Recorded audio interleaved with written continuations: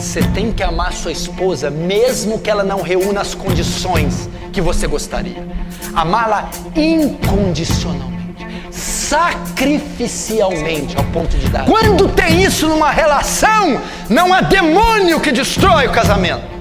Não há tentação que destrói. Porque eu amo a minha esposa, meus filhos, ao ponto de dar vida sacrificialmente. Mas o que leva o casamento ao fracasso? Primeiro, a área sexual, a área íntima. Vamos para a primeira carta de Paulo aos Coríntios, capítulo 7. Primeira carta de Paulo aos Coríntios, no capítulo 7. É um texto que não é muito explorado nem pregado nos púlpitos por medo, vergonha ou receio, mas é tão bíblico quanto a soteriologia. Primeira carta de Paulo aos Coríntios, no capítulo 7.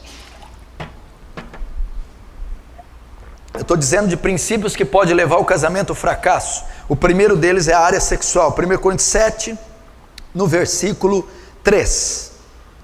O marido conceda à esposa o que lhe é devido, e também semelhantemente a esposa ao seu marido. Na sua tradução tal, o marido paga a devida benevolência à esposa, e a esposa paga a devida benevolência ao marido.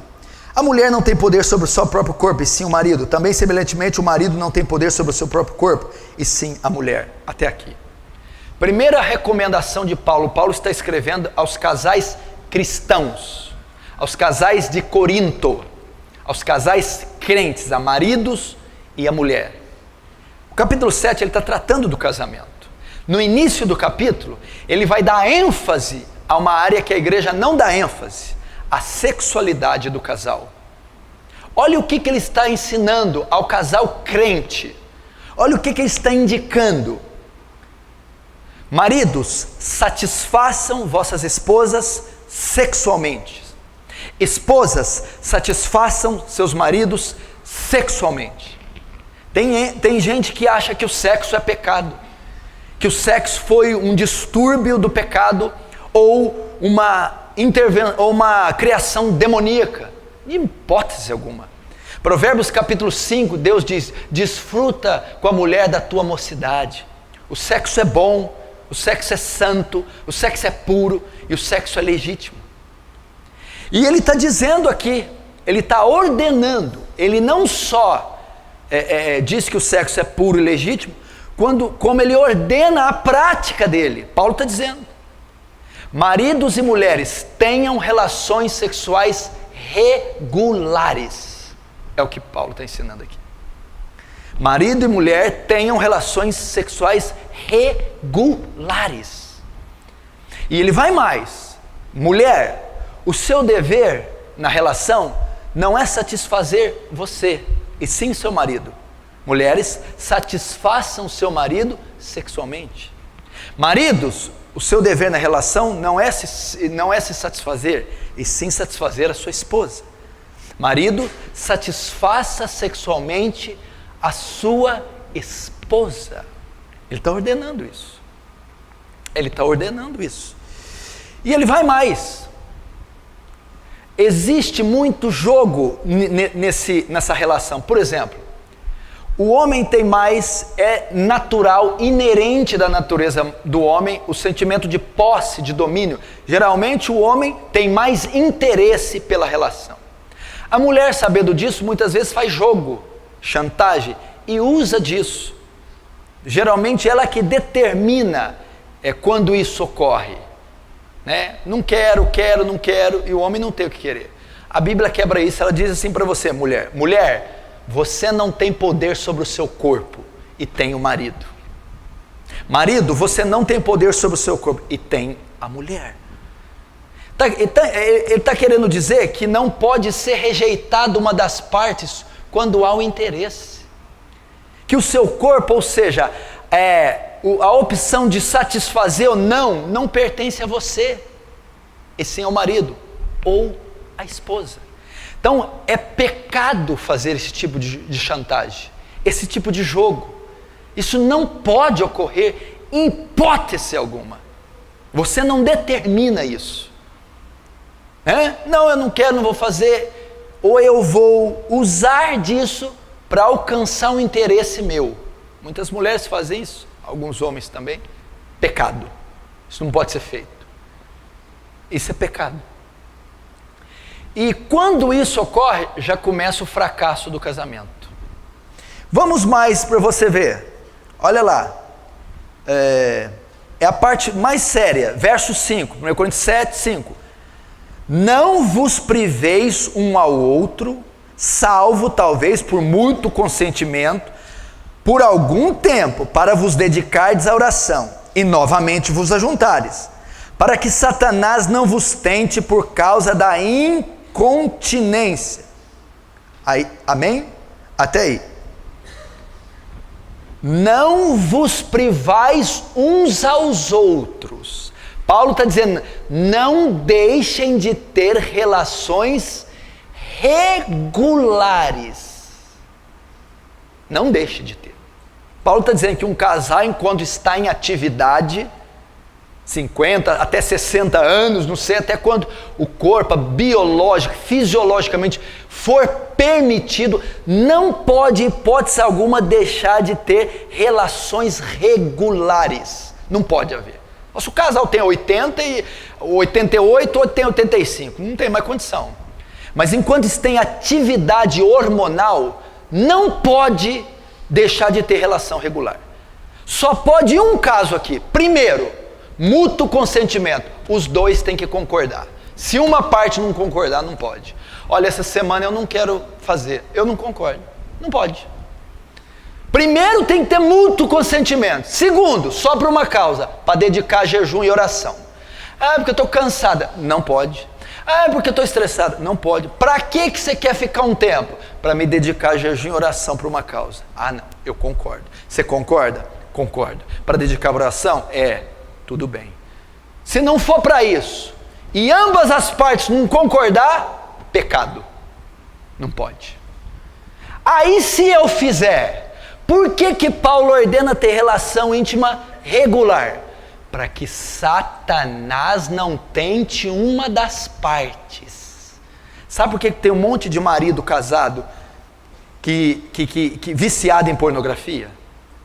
Porque a mulher não satisfaz ele. Porque a mulher não permite que ele tenha relação sexual regular. Então Satanás tenta ele pela abstinência. Ele é tentado. Porque a Bíblia diz assim, ao solteiro digo, eu, mas não Senhor, que fique como está. Mas se não pode ficar como eu, é melhor casar do que abrasar.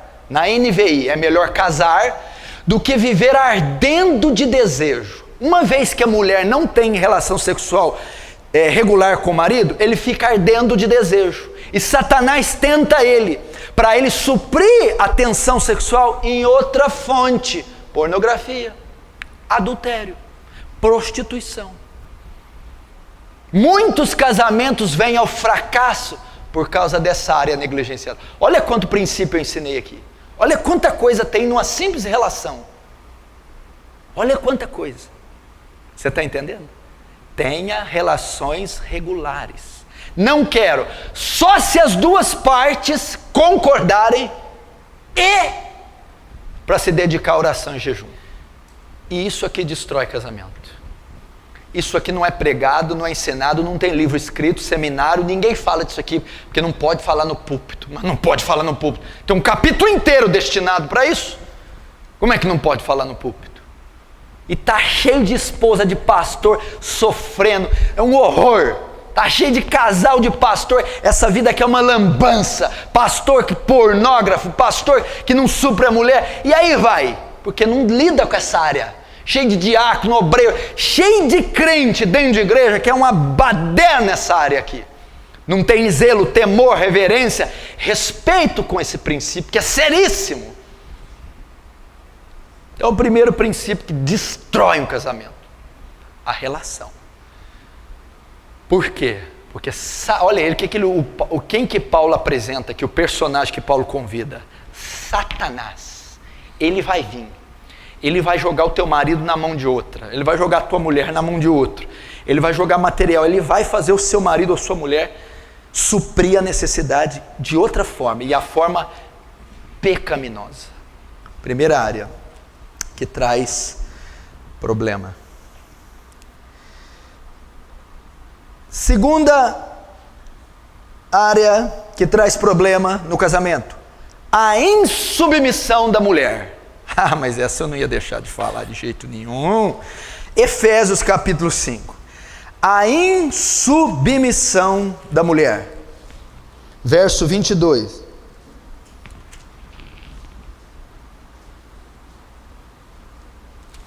Diz assim: as mulheres sejam submissas ao seu próprio marido, como ao Senhor, porque o marido é cabeça da mulher, como também Cristo é o cabeça da igreja, sendo este mesmo Salvador do corpo. Como, porém, a igreja está sujeita a Cristo, assim também as mulheres sejam, as mulheres pode falar sejam em quê? Sejam em tudo submissas ao seu marido. Até aí. Outra coisa que leva o casamento à destruição: a insubmissão das mulheres aos seus maridos. Presta atenção. Submissão não significa demérito, inferioridade. Mulher, você não é inferior por ser submissa. A questão da submissão e da cabeça aqui fala das posições que cada um tem. Vamos dar um exemplo. Pega a cabeça e põe na barriga, e a barriga em cima da cabeça. Presta esse corpo. Põe a cabeça nos pés e o corpo em cima e solta. Posição, está dizendo.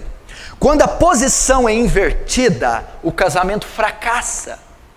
Deus ordenou que o homem é o cabeça. O que ele está dizendo? O governo do lar, o governo dos filhos, o governo da mulher, a liderança está sobre o marido, está com ele, porque primeiro fez Deus Adão, depois fez Eva. Far-lhe-ei uma auxiliadora que lhe seja idônea. A função da mulher, presta atenção, é submeter ao marido a quê? Ao governo, à liderança, à cabeça, à autoridade. Então a mulher lidera, ela submete, ela auxilia nesta liderança. Quando a mulher quer assumir o papel do homem, desrespeita o homem, desfaz do homem, inflige a autoridade do homem, o que acontece? O casamento foi feito para ser harmônico. Quando o homem sente que a sua autoridade está sendo infligida, quando o homem sente que ele está sendo rebaixado, denegrido, que a sua autoridade está quebrada, aquilo, primeiro, cria uma desarmonia no casal, estresse, intriga, barreira, ira. Segundo, quebra um princípio espiritual, porque Paulo diz aqui: submeta aos seus maridos como a igreja submete a Cristo. Como a igreja submete a Cristo? Como autoridade ordenada, como alguém, a igreja submete como alguém que tem liderança, como alguém que tem a palavra final. A mulher deve ver no marido uma autoridade, alguém capaz de tomar decisões, alguém que Deus deu a liderança, que Deus deu a capacidade de escolher e decidir. A mulher tem que fazer isso. Quando a mulher não obedece, quando ela quebra, afronta essa liderança, é como se ela tivesse se rebelando contra uma autoridade ordenada, ou seja, o próprio Deus. A mulher tem que honrar o marido. A mulher tem que estimar o marido. Você não pode levantar a voz para o teu marido em público. Você não pode envergonhar e expor a autoridade do seu marido em público. Você não pode afrontar e confrontar a virilidade, a liderança do seu marido. Se tem algo para você falar com o teu marido que você não concorda, você tem que falar em secreto. Você tem que falar sós. Jamais exponha a liderança do seu marido. Jamais quebre ou ou desfaça, desobedeça em público aquilo que ele falou, ordenou em público. Não faz isso. Isso destrói casamento. Destrói. Por quê? Porque você está desmoralizando o seu marido. Você está desmoralizando o seu marido. Isso vai afetar a relação, vai afetar o convívio, vai afetar a educação dos filhos e vai trazer brechas para Satanás tocar no seu casamento. Terceiro, a boca aberta da mulher. Isso atrapalha casamento. Vamos lá. 1 Pedro. Primeira carta de Paulo, de Pedro. Pega Apocalipse e volta que é mais fácil. 1 Pedro capítulo 3. Depois vai ter para os homens e mulheres, pode ficar tranquila. 1 Pedro capítulo 3. Verso 1. Mulheres, sede vós igualmente submissas ao vosso próprio marido, para que ele, ainda que não obedece à palavra, seja ganho, sem palavra alguma da vossa boca, mas por meio do procedimento de sua esposa, e ao observar o vosso honesto comportamento, cheio de temor. O que destrói um casamento? A língua da mulher, a boca da mulher, a mulher que fala demais. Eu estou lendo o texto bíblico. Vós, mulheres, sejam submissas ao vosso marido, que mesmo que ele não seja salvo, seja ganho, sem nenhuma palavra, sem abrir a boca, sem você falar. Por que Pedro foi bem na língua da mulher? Porque o Espírito Santo que criou a língua da mulher sabe que é a maior ferramenta da mulher. O homem fala 8.000 palavras por dia, a mulher fala 25.000. Tem mulher que já está na casa dos 80. Não é isso? Por isso que chega de noite, o homem não fala mais nada. E a mulher fala, eu falei, o homem está lá. Ele já gastou os 8.000, você ainda tem 15.000, bem. Você vai falar até dormindo, filha. É por aí. O homem chega às 8 horas e tá. Eu não falo, acabou. Esgotou as 8.000. Você ainda tem 15, filha. Aí, ó, o homem, né? Mas vamos ver aqui. O que está ensinando? O que destrói casamento? Minha filha, quando você não sabe usar sua boca, né? Pedro escreveu isso porque Deus sabe que é o instrumento, a arma da mulher é a sua língua. E o texto que ele está usando aqui é o bate-boca, é o conflito verbal, e a mulher é mestra nisso.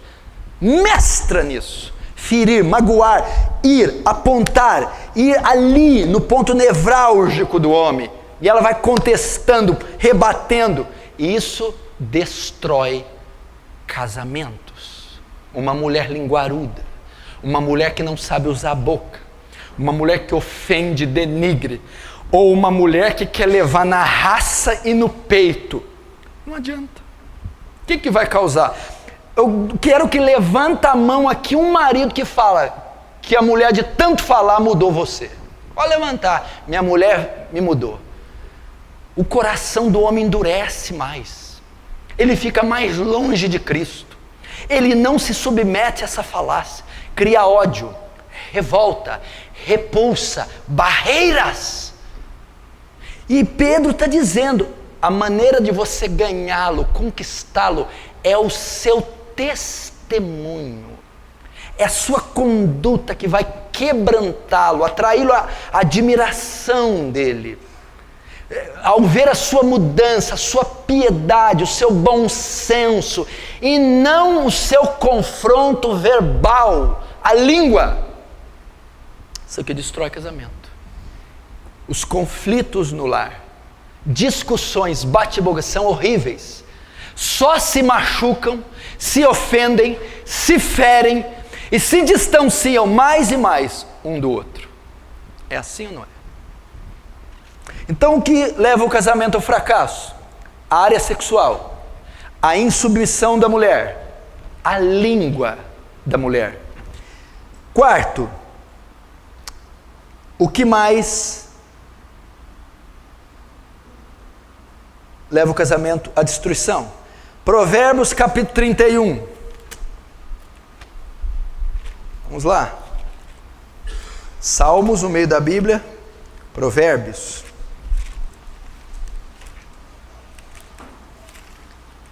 Capítulo 31.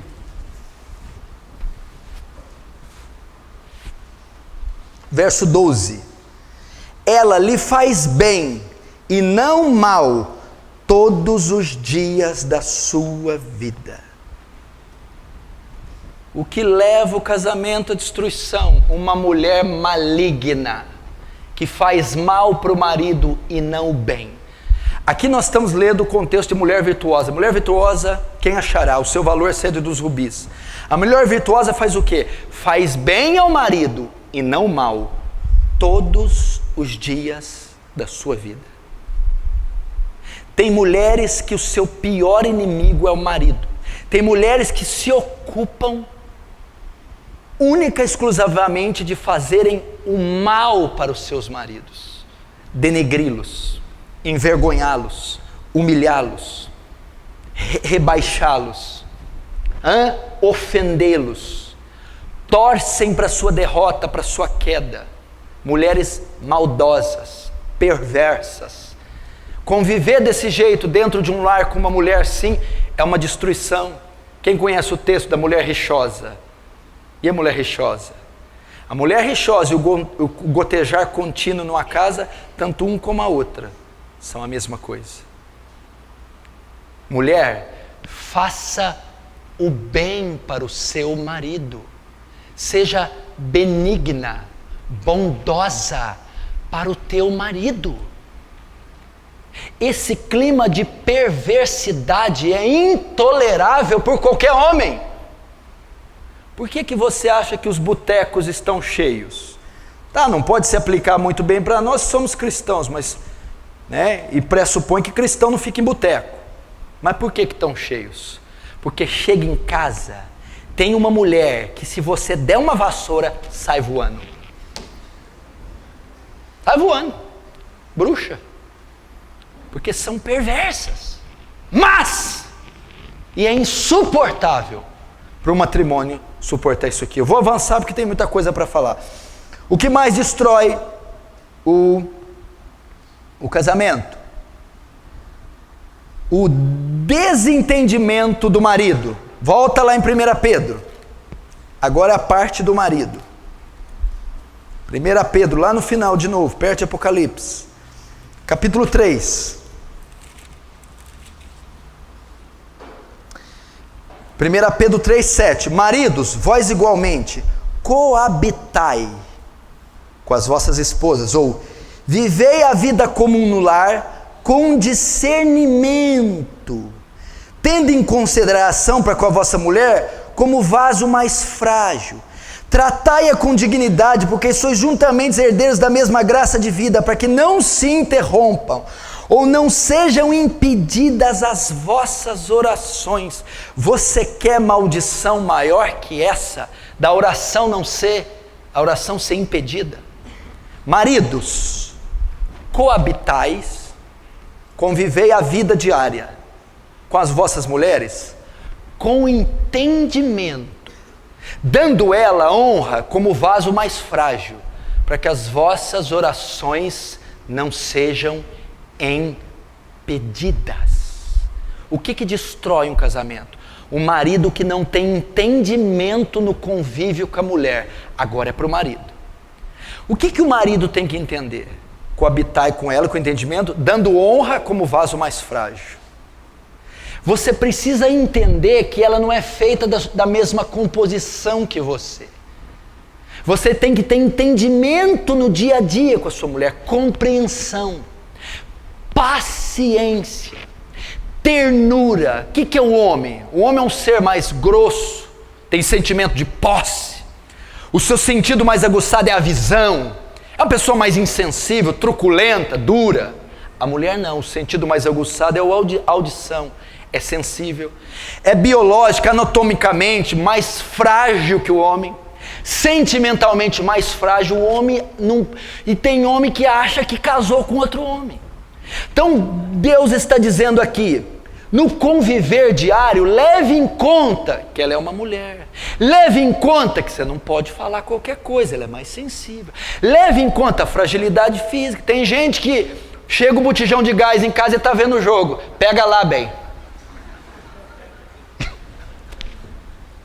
Pega lá que tá lá, o Jorge Wagner. Vai lá, vai Jorge Wagner.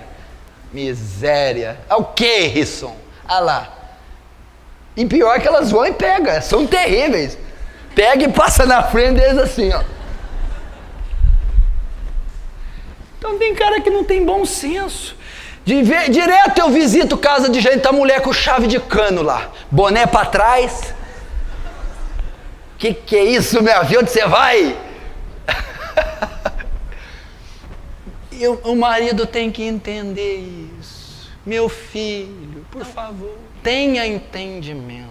Vai tratar de uma conta com entendimento. Da educação dos filhos, com entendimento. Das finanças, com entendimento. Dando honra a ela, que é isso? Dá preferência. Não vai com violência, não. Vai com cuidado. Tenha paciência. Tenha ternura. Quando isso não é feito, as orações são impedidas. Você já imaginou, você está orando há 1 ano e Deus, não estou ouvindo nada. Já imaginou? Que loucura. Por que não está ouvindo nada? Porque vocês dois vivem em pé de guerra. Porque essa casa é uma bagunça, uma desordem. Porque o marido destrata, hostiliza a esposa. Não trata ela como o vaso mais frágil. Isso destrói casamento. Você está vendo as regras, os princípios que a Bíblia tem? Já não pode viver de qualquer jeito. Leve em conta a fragilidade. Nossa, você não trouxe nada para mim? Trazer o quê? Que bobagem! Aí o Espírito Santo, bobagem para você. Para ela não. Entendeu? Às vezes pede uma coisa, amor, não faz isso, você não sabe de nada. Talvez sabe sim. Sempre tendo cuidado. Vamos ilustrar isso aqui de uma maneira que você pode entender. Lembra antigamente, quando os casais de namorados, né, para pegar na mão demorava 1 mês, para dar um selinho 8 meses, para dar um beijo de língua só depois de casado. Quando ia dar uma volta de carro, ia lá, abria a porta, fechava. Quando ia passar num lamaçal, tirava o casaco, pisa.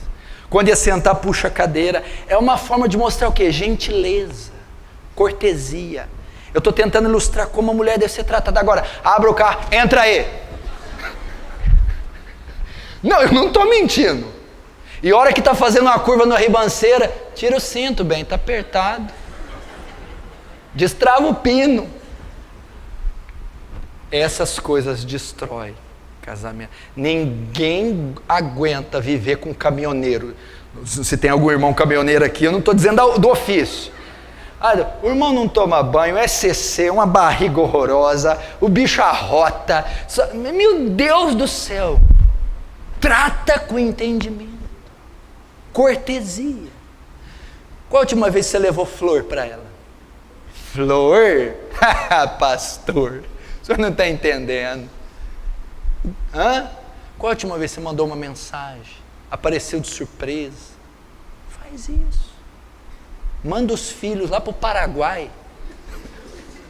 Leva ela para um chalé. Precisa tratar com entendimento.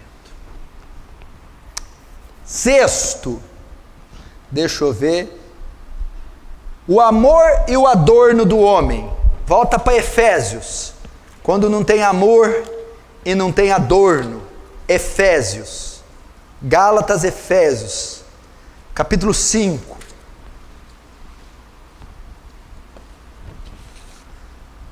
Gálatas, Efésios 5. Efésios 5, 25. Maridos, amai vossas esposas, como também Cristo amou a igreja, a si mesmo se entregou por ela, para que a santificasse, tendo purificado por meio da lavagem de água, pela palavra, para apresentar si mesmo igreja gloriosa, formosa, sem ruga, nem coisa semelhante, porém santa e sem defeito. Até aí. Eu vou dizer de duas coisas aqui, mas essa é a mais importante da palavra inteira. Primeiro, o que destrói o casamento? Quando o marido não ama a esposa. O sentimento que deve reger o matrimônio é o amor. Maridos, amai vossas esposas. Eu vou fazer uma pergunta aí, você não precisa olhar para ela, nem cutucar, nem responder. Você responde para o teu coração. Não, eu vou perguntar, você vai pensar, depois eu vou falar outra coisa e você responde. Marido, você ama a sua esposa? Você ama? É uma ordem aqui. Vós maridos, vocês devem amar a sua esposa. Antes de responder, calma, de qualquer jeito não.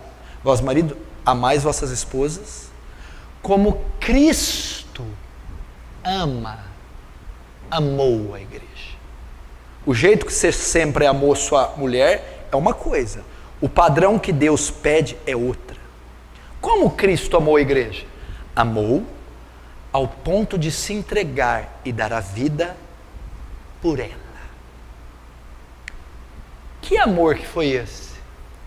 Como é que é a igreja, Cleverson? Pecadora, feia, gorda, cai toda hora, tropeça. Quando Deus olha para a igreja, ela não tem um dente, cabelo pichain, gorda e manca. Ela não reúne nenhuma condição para Cristo amar. Ela é pecadora. Cristo ama a igreja incondicionalmente.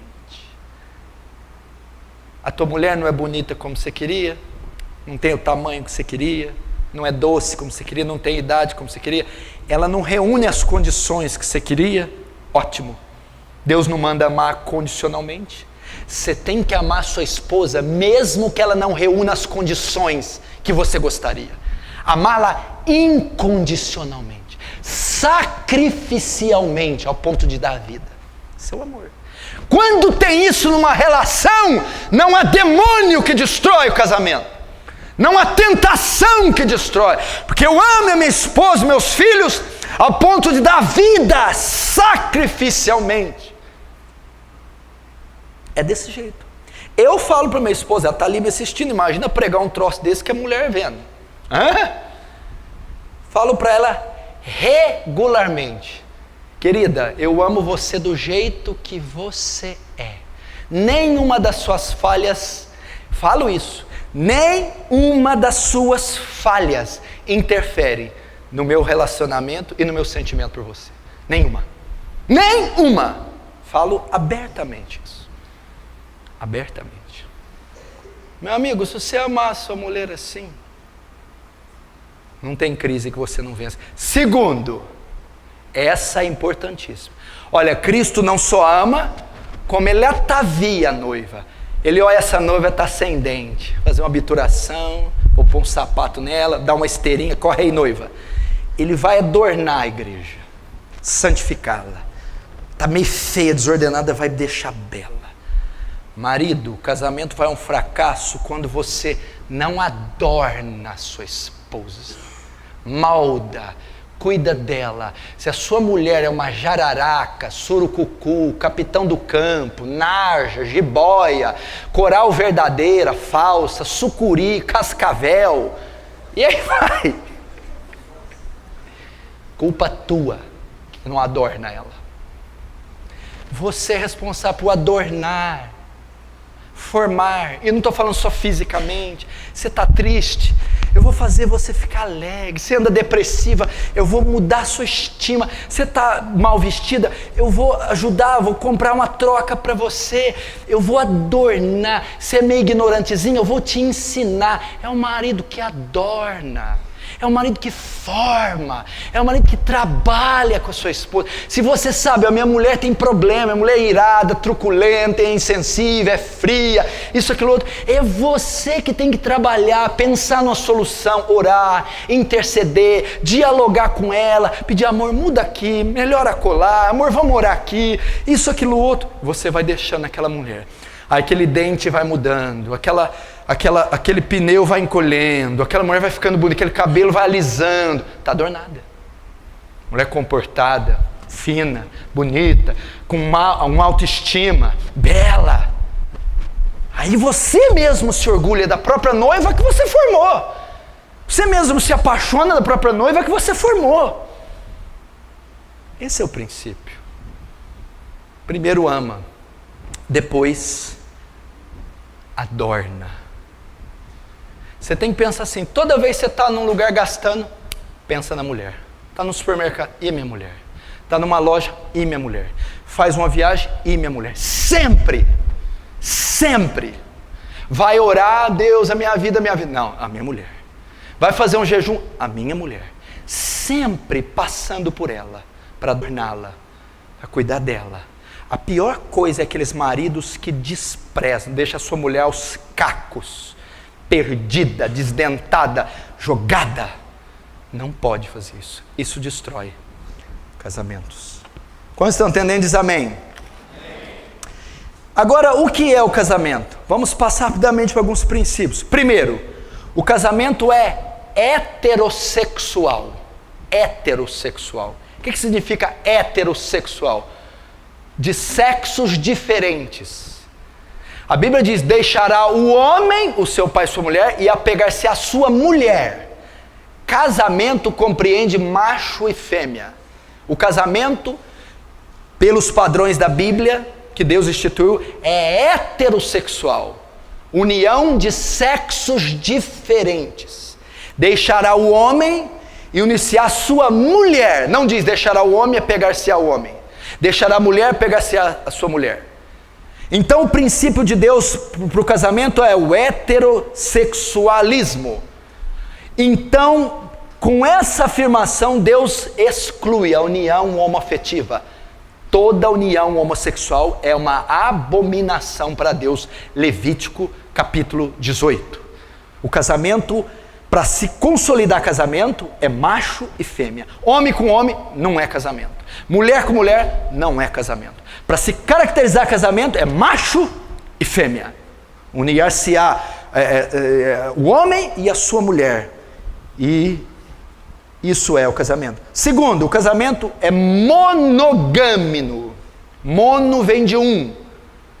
Casamento é deixará um homem e apegar-se-á a uma mulher. O padrão de Deus é monogamia. O que é diferente disso? Poligamia. Aquele homem que tem várias mulheres, ou aquela mulher que tem vários homens. Saiu um filme na década de 80 aí, né? Dona Flor, seus 3 maridos. Isso é poligamia. O método bíblico é monogamia. Deixa um só homem e casa com uma só mulher. Pastor, mas o que é esse casamento da Bíblia? Abraão, Davi, foi uma tragédia, você pode ver. Começa Jacó, com aquele monte de mulher, uma tragédia. Abraão, Davi, Salomão, aquilo não é o padrão de Deus, nunca foi. É um só homem, uma só mulher. Terceiro, o casamento é monossomático. Mono, um, soma, corpo, carne, uma só carne. O casamento não é um contrato, vamos morar junto? Não, o casamento é uma união mística, onde 2 se tornam um. O que significa ser monossomático? Que o sexo é permitido só dentro do matrimônio. Casais solteiros, se praticam sexo, é prostituição, não é permitido. Por quê? Porque casais solteiros não é monossoma, não se juntaram, não se tornaram um só corpo.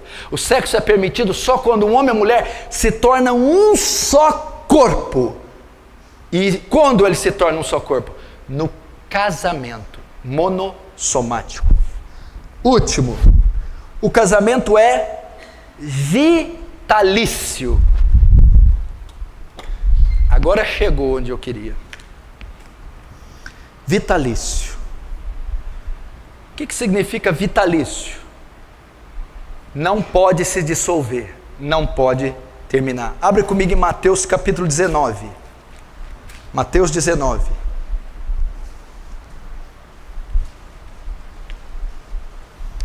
Casamento é vitalício.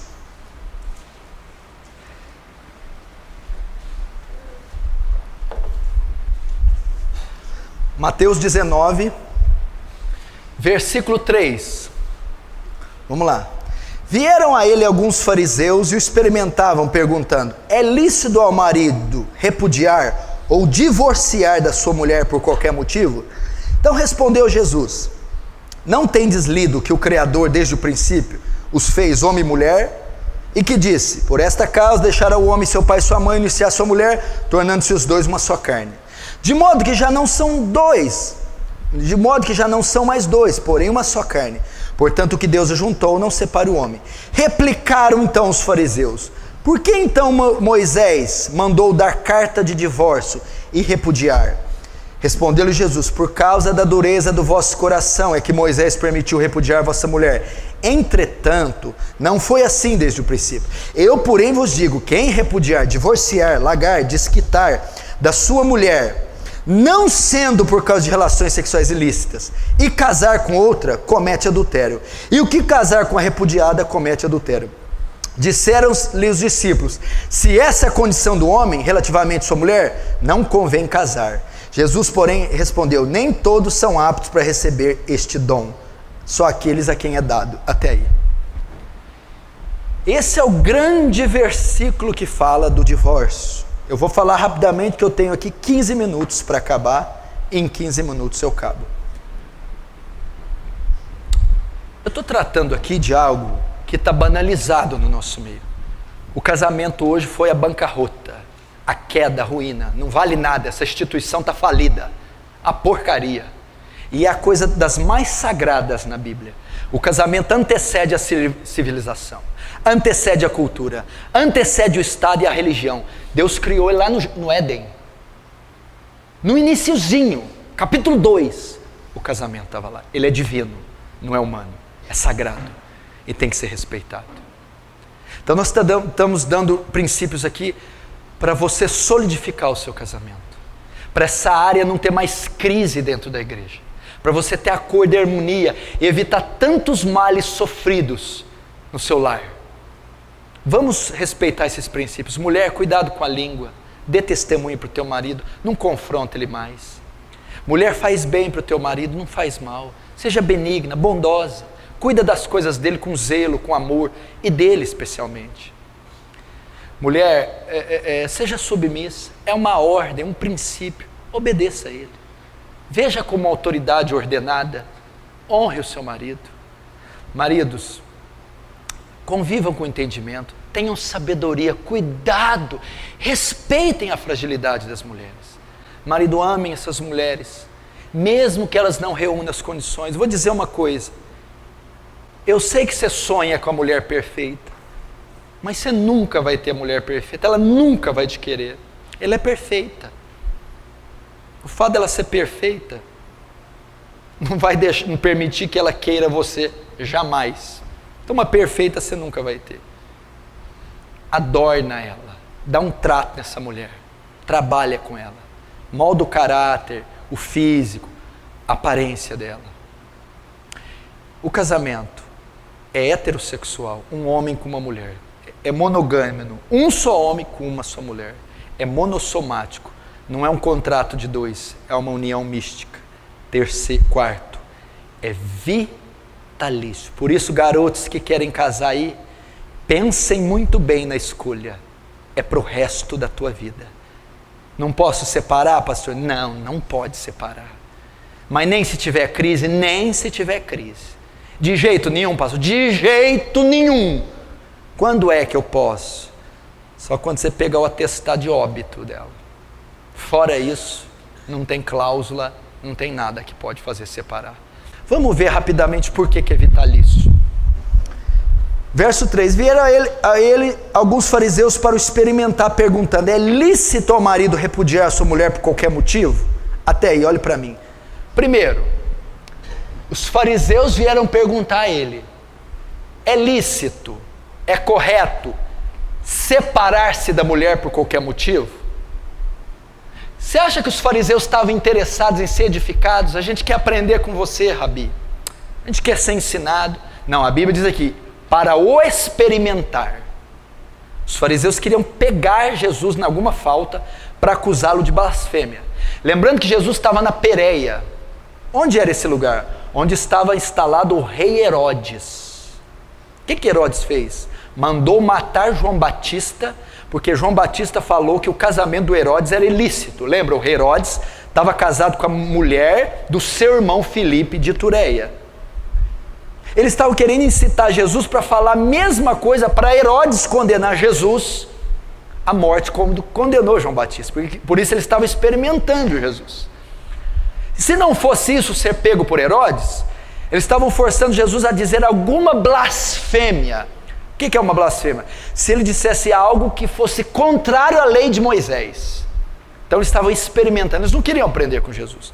Aí eles perguntam, é lícito largar da mulher, separar por qualquer motivo? Vamos ver a resposta de Jesus.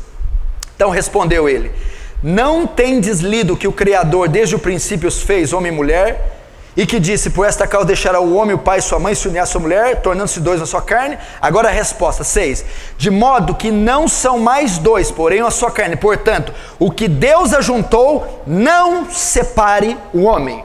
A resposta de Jesus foi, não é lícito separar, não pode separar, não aprova o divórcio. Malaquias 2,16 diz, eu, o Senhor, repudio o divórcio. Quem está dizendo é o Deus que você serve. Você não é crente? Sou. Crente em quê? Em Jesus. Jesus é quem? Deus. O Deus que você serve repudia, tem nojo do divórcio. Você quer servir um Deus que tem nojo da atitude sua? Não acredito. Ele tem nojo. Que tipo de divórcio? Qualquer espécie de divórcio. Eu, Senhor, Malaquias 2,16, repudio, abomino o divórcio. Sabe o que Jesus está dizendo? O que uniu Deus, o homem não separa. A palavra homem aqui não é uma pessoa, é tudo que provém do homem. Está dizendo, o que uniu Deus não tem instituição humana, juiz de paz, cartório, bispo, pastor, que pode desfazer. O casamento é vitalício. É o que está falando. Pode uma mulher, os fariseus vieram ali, Jesus, não pode. Mas não pode. Entendeu? O que uniu Deus. Ah, mas e se o meu casamento não foi Deus que uniu? Você já viu essa pergunta? Ah, e se não foi? Todo matrimônio é selado por Deus. Todo matrimônio. Se uniu, aqui no Brasil, por exemplo, o casamento, ele é caracterizado pelo cartório. Se você casar só na igreja, não tem valor nenhum. Quando aqui no Brasil é o Estado que casa. Quando você casa e registra em cartório, você está legalmente compromissado em entrar. Neste momento, Deus sela qualquer espécie de matrimônio. Por quê? Porque o matrimônio antecede as religiões, os dogmas, foi Deus quem o formou. Então quando um homem e uma mulher decidem se viver junto e legaliza isso, e concretiza, naquele momento se uniu. E uma vez que uniu, não tem mais jeito. Aí tem que ter responsabilidade. Agora os fariseus vão tentar pegar ele. Olha lá, o 7. Replicaram os fariseus, então por que mandou Moisés dar carta de divórcio e separar? Eles não estavam interessados na resposta. Eles estavam querendo dizer assim, peraí, o senhor está falando que não pode separar em hipótese alguma, mas na lei de Moisés diz que pode. Os fariseus estavam querendo acusar Jesus, dizendo, você está trazendo um ensinamento contrário à lei de Moisés. Você está quebrando a lei de Moisés. Eles já queriam pegá-lo. Não, mas peraí, você está falando que não pode de jeito nenhum. Na lei de Moisés, Moisés mandou da carta de divórcio. Para pegar ele. Vamos ver o que Jesus diz. Verso 8. Respondeu Jesus, por causa da dureza do vosso coração, é que Moisés permitiu repudiar vossa mulher. Então tá, Jesus vai dar a resposta assim, não, Moisés não mandou nada não. Moisés não mandou dar carta de divórcio. O divórcio já existia naquela época. Moisés só regulamentou. O que acontece? Moisés abriu essa exceção, ela não era a vontade de Deus, não estava na lei de Deus, Moisés permitiu. Por quê? Por causa da dureza de vocês, porque vocês são tão perversos e maus, e essa palavra dureza de coração, que significa insensibilidade espiritual ou maldade de coração. Foi por causa da maldade de vocês. Se Moisés não tivesse aberto uma exceção, vocês matariam a mulher de vocês. Vocês fariam mal para elas. Então, para um mal menor, para um mal não ser maior, ele deixou isso aí. Mas ele não permitiu, Deus não permitiu. Então o que Moisés está dizendo é que vocês são ruins, vocês são mal. Se não fosse aberta essa exceção, é só em caso de óbito, então eu vou matar a mulher. É por causa disso. Só que Jesus não diz que esse não é o padrão, olha lá. Entretanto, não foi assim desde o princípio. Jesus está dizendo, olha, lá na lei de Moisés, houve essa exceção, mas no princípio, ou seja, a vontade de Deus não é, que princípio é que Jesus está falando? Gênesis 2:24, o que Deus uniu, o homem não separa. Jesus estava dizendo, naquela época vocês estavam vivendo em desacordo com a palavra. Naquela época, aquela exceção permitida era contrária à vontade de Deus, porque no princípio, Gênesis 2:24, eu não permiti hipótese algum divórcio. Agora, eu porém vos digo, verso 9, eu porém vos digo, presta atenção, o que tem a ver Moisés mandou dar carta de divórcio com eu porém vos digo? Moisés mandou carta de divórcio. O que é Moisés? A lei foi abolida, a lei foi encerrada, chegou uma nova lei. Quem é essa lei? Jesus. Eu porém vos digo. Agora o que está sendo validado é o que eu digo. Agora é a ótica cristã. Foi-se esse período de Moisés. E o que ele diz? Eu porém vos digo, quem repudiar sua mulher, não sendo por causa de relações sexuais ilícitas, e casar com a outra, comete adultério. E o que casar com a repudiada, comete adultério.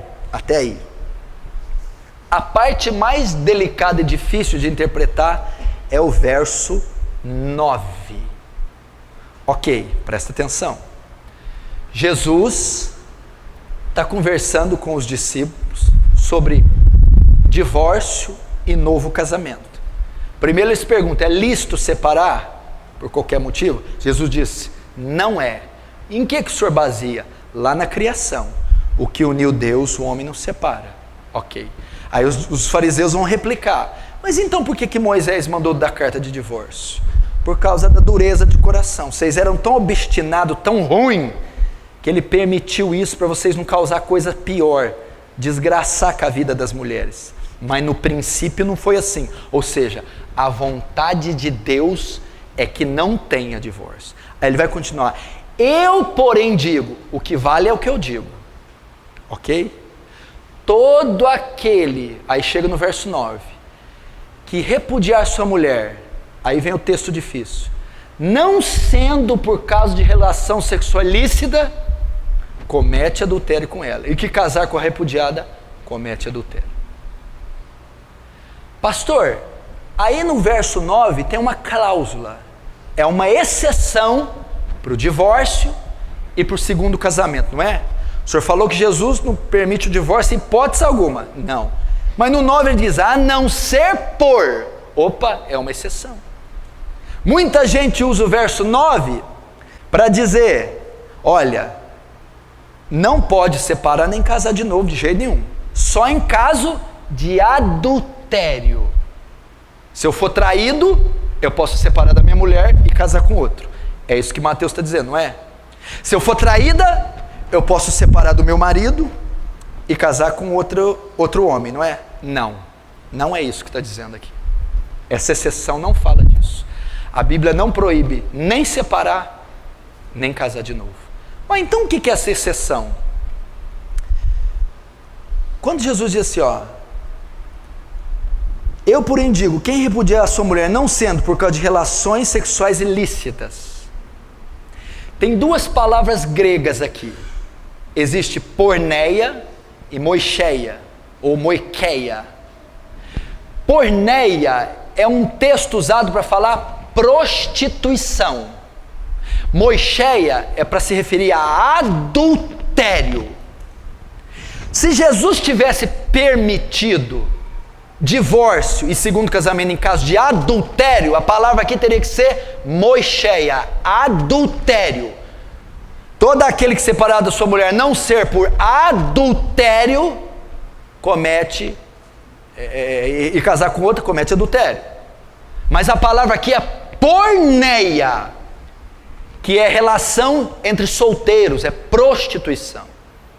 Eu, porém, vos digo que todo aquele que repudiar a sua mulher, não sendo por causa de porneia, prostituição, e casar com outra, comete adultério. A exceção aqui não é para casais casados. A exceção não é adultério. A exceção é para relação sexual entre solteiros, é prostituição. Ele está se referindo aqui ao caso de José e Maria. Quando José e Maria estavam juntos, eles estavam noivos ainda. E o noivado judeu não é como nosso, ele é mais próximo, eles já estavam morando juntos, mas não tinham tido relação ainda. Quando José sabe que Maria está grávida, ele vai se afastar dela, ele vai divorciar dela. Por quê? Ele ainda não estava legalmente casado. Naquele caso, ele podia largar, porque ele descobriu que Maria tinha tido relação, porque estava grávida. Até ele saber que era o anjo, que era Jesus, ele saiu. Naquele caso de porneia, Maria cometeu porneia, Maria fornicou, e eu estou noivo dela, eu posso largar dela, Jesus disse, em caso de porneia. Tanto é que em João capítulo 8, os fariseus vão dizer para Jesus, você é filho de porneia. Ou seja, Jesus, você veio de prostituição. Eles sabiam da história da gravidez da Maria. Falou, você é filho de porneia, você veio de relação sexual ilícita, Jesus. Olha a blasfêmia dos fariseus, hein? Falou que ele é filho de porneia, filho de prostituição. É esse texto. Então Jesus não está dizendo em caso de adultério, casais casados, onde uma das partes trai e a outra inocente pode sair. Não é isso que ele está dizendo. Ele está dizendo em caso de prostituição. É isso que ele está dizendo. Logo, ele não dá cláusula nenhuma para o segundo casamento. Eu posso separar e largar de novo quando me trai? Você poderia, se a palavra aqui fosse moicheia, se Jesus estivesse falando adultério. Jesus não está falando adultério, está falando relações sexuais ilícitas, prostituição. Então a cláusula não é para casais casados. Ele não permite o divórcio, nem o segundo casamento. Como que o senhor prova isso? 1 Coríntios 7, aí eu acabo, vamos lá.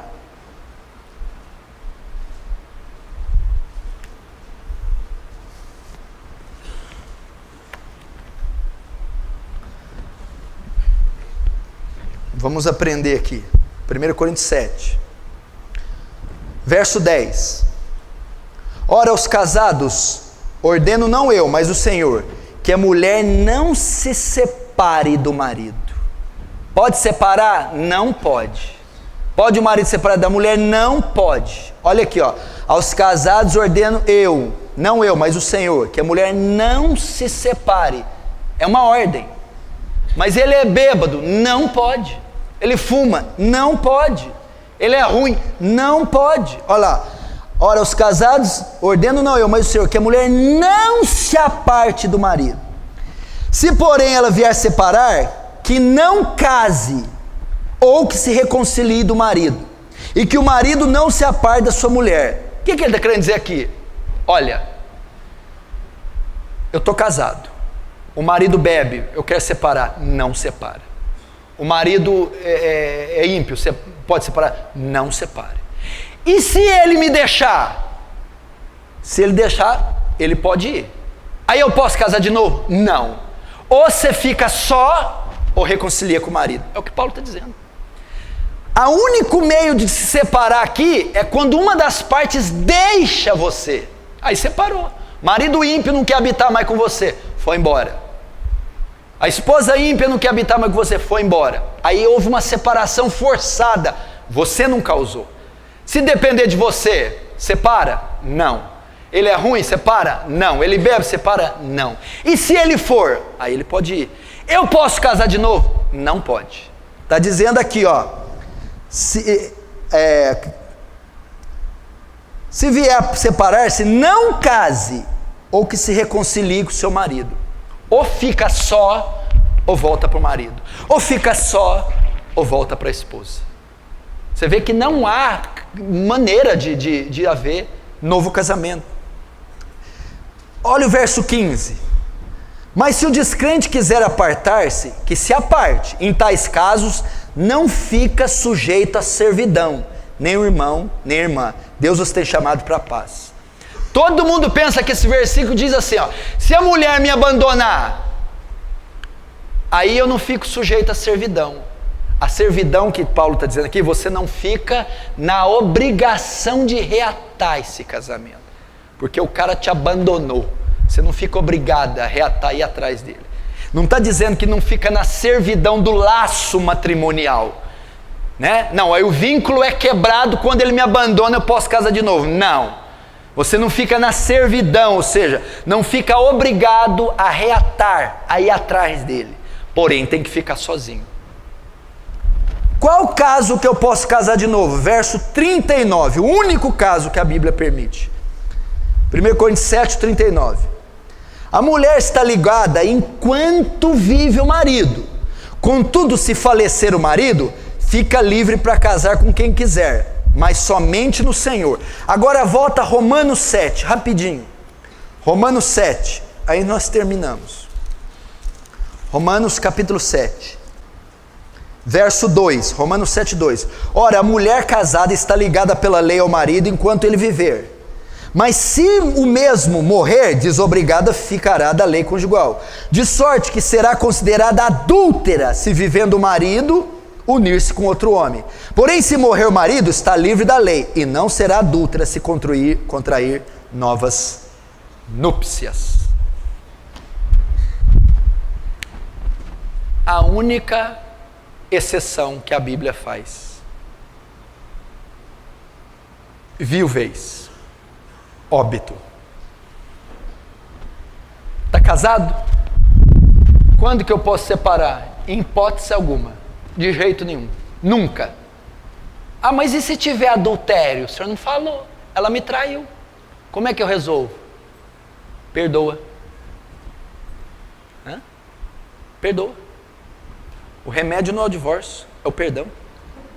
Ele me traiu, vou largar ele. Não. Perdoa. O casamento é um retrato de quê? Cristo é a igreja. Cristo, a igreja trai Cristo? Trai ou não? Trai? Trai. E Cristo separa da igreja? Cristo perdoa a igreja. Ele me traiu, eu posso largar? Não. O que eu tenho que fazer? Perdoa. Ah, ele me traiu e saiu com a outra. Você está desobrigado dele. Mas eu posso casar de novo? Não. Por que não? Porque você está ligada pelo seu marido enquanto ele viver. Você está ligada pela sua esposa enquanto ela viver. Quando você uniu, presta atenção, o que uniu Deus, o homem não separa. Se você casou de novo, ninguém separou o seu primeiro casamento. Você casa com outra, você adultera com ela. E a que casa com você, adultera com você. É isso que a Bíblia diz. Quando é que eu posso separar então? Só quando o seu parceiro morrer. Quando é que eu posso casar de novo então? Quando que o casamento dissolve, desfaz o vínculo? Só com a morte de um dos cônjuges. Somente assim. Esse é o padrão bíblico. Até o século XVI, ninguém falava nisso. Não existia divórcio, nem segundo casamento, de jeito nenhum, em todo o planeta Terra. Depois foi Agora hoje não só tem a cláusula, como o pastor, como é que é? Ele é meio grosso, larga dele, arruma outro. Pastor, estão ordenando isso. A Bíblia não permite isso. E quanta gente vai dar conta diante de Deus por ter permitido o divórcio e segundo casamento e destruído famílias.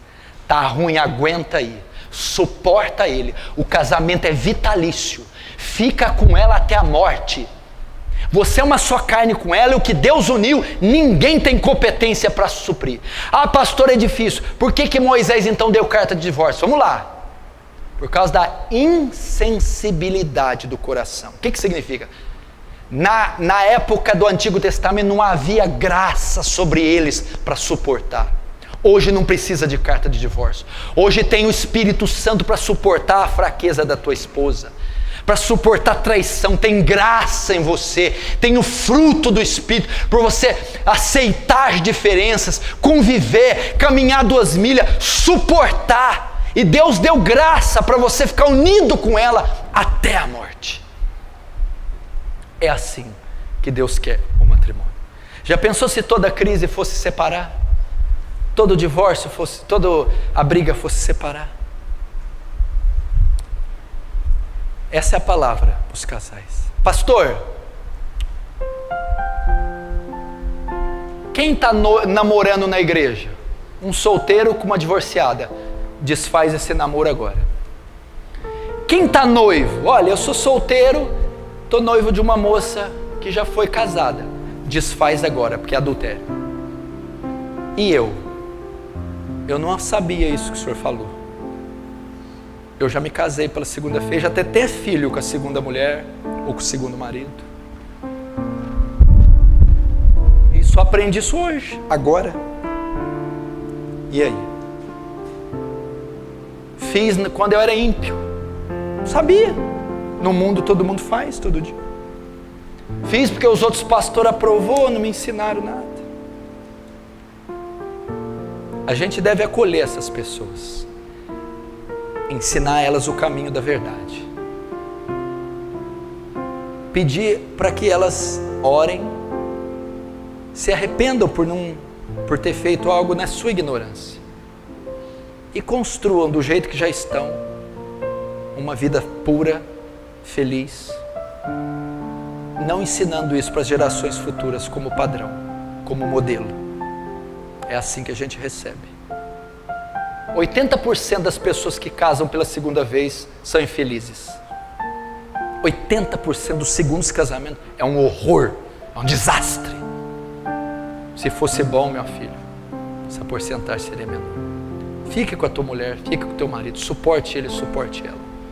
Milha. Você solteiro, olha o que você ouviu. Quando os discípulos ouviram aquilo, nossa, se for essa a condição do homem, então é melhor ficar sem casar. Jesus é por aí. É duro. A lei aqui é alta, o padrão é alto. Você tem que estar preparado. Fecha os olhos agora, vamos orar.